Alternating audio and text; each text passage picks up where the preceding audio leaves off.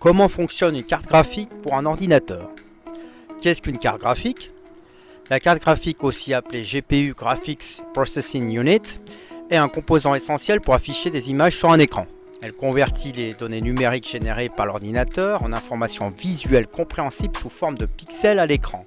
Que ce soit pour les jeux vidéo, le montage vidéo, la modélisation 3D ou simplement pour afficher une interface graphique pour l'interaction d'un utilisateur avec un programme, la carte graphique est au cœur du processus. Chapitre 1. Les bases du fonctionnement d'une carte graphique. Son rôle principal, la carte graphique traite des calculs complexes pour le rendu des images en 2D et 3D. Elle prend en charge la gestion des textures, les détails des surfaces d'objets, les effets visuels, ombres, reflets et lumière, le rendu des animations et des transitions. Les composants principaux de la carte graphique. Il y a le processeur graphique appelé GPU, c'est l'équivalent du processeur central CPU, mais spécialisé dans le traitement graphique. Suivant les modèles, il contient des milliers de cœurs capables d'exécuter des tâches simultanément. La mémoire vidéo VRAM, elle stocke les données nécessaires pour créer une image comme les textures et les résolutions. Les connecteurs vers l'écran ou les écrans, ils permettent de relier la carte graphique à l'écran. Donc il y a différents modèles, HDMI, DisplayPort, VGA, DVI, etc. Le système de refroidissement, il assure que la carte ne surchauffe pas pendant les calculs intensifs.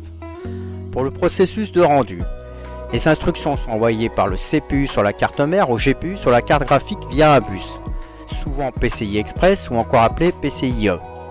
Le GPU, qu'on appelle encore processeur de la carte graphique, traite les données et les convertit en pixels. Ces informations sur les pixels sont envoyées à l'écran pour former l'image visible. Les technologies avancées de génération d'images sur les cartes graphiques.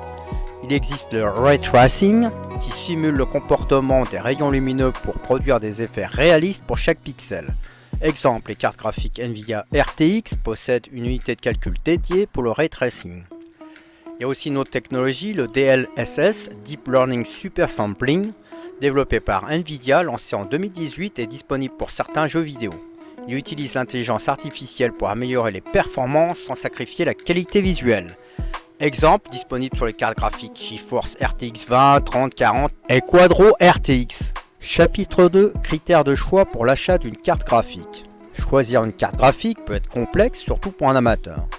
Voici les points essentiels à considérer. Tout d'abord, l'usage prévu.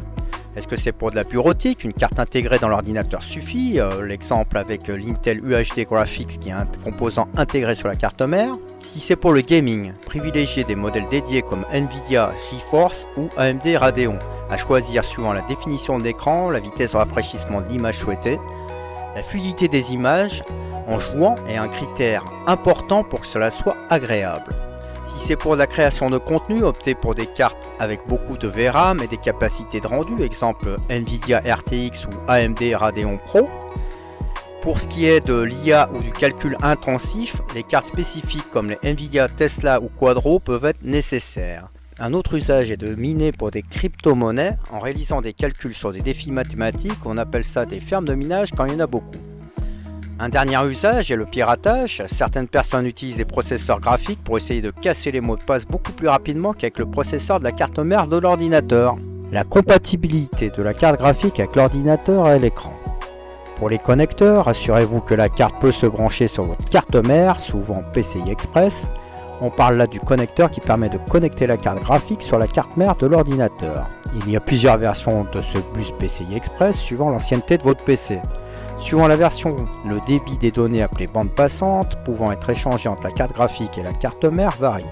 Une carte prévue pour PCI Express version 3 pourra fonctionner dans un bus PCI Express version 2, mais la bande passante sera limitée. À titre d'exemple, la version 2 a un maximum de 5 Go transfert par seconde et la version 3 a un maximum de 8 Go transfert par seconde. Les dimensions de la carte graphique. Attention, la carte doit rentrer dans le boîtier en longueur et largeur.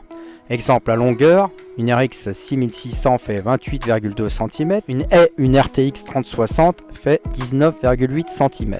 Pour les câbles, ils permettent de relier la carte graphique à l'écran, mais ils peuvent être spécifiques afin de supporter une haute résolution et une fréquence sur l'écran donné. Les premiers prix ne prennent pas toujours en charge toutes les définitions et fréquences. Attention à l'achat. Par exemple, un câble qui supporte du DisplayPort version 1.4 prend en charge du 8K en 60 Hz, du 4K en 60 Hz, 144 Hz et 120 Hz, du 5K en 60 Hz, 120 Hz. Il ne prend pas en charge toutes les définitions et les fréquences de rafraîchissement. L'écran, il serait dommage d'avoir une carte graphique qui affiche en 1920 par 1080 et d'avoir un écran 4K. Et oui, toutes les cartes ne sont pas capables de générer toutes les définitions HD, 2K, 4K. L'alimentation du PC. Vérifiez que l'alimentation de l'ordinateur a la puissance nécessaire en watts et les bons connecteurs. Certaines cartes pour les gamers consomment plus d'électricité et il faut que l'alimentation du PC suive. Exemple, une consommation de 170 watts pour une RX 660 ou une RTX 3060. Pour les performances de la carte graphique, il faut regarder la fréquence du GPU, plus l'élever, mieux c'est. Il faut aussi regarder la quantité de VRAM, au moins 4 Go pour le gaming standard, 8 Go ou plus pour des tâches complexes. Le prix de la carte graphique. Les cartes graphiques vont d'environ 100 € pour l'entrée de gamme à plusieurs milliers d'euros pour les modèles professionnels.